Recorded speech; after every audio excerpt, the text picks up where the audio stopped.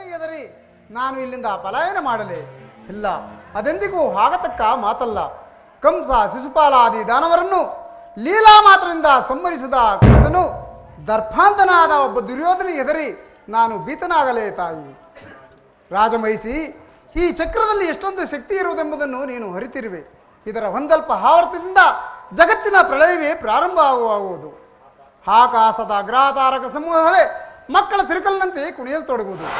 ಕೋಟಿ ಕೋಟಿ ದುರ್ಯೋಧನ ಗತಪ್ರಾಣರಾಗಿ ಈ ಮಣ್ಣಿನಲ್ಲಿ ಹುರುಳಾಡುವರು. ಇಂಥ ಮೈಮನಾದ ನಾನು ಒಬ್ಬ ದರ್ಪಾಂತನಾದ ದುರ್ಯೋಧನಿಗೆ ಭೀತನಾಗಲೇ ತಾಯಿ.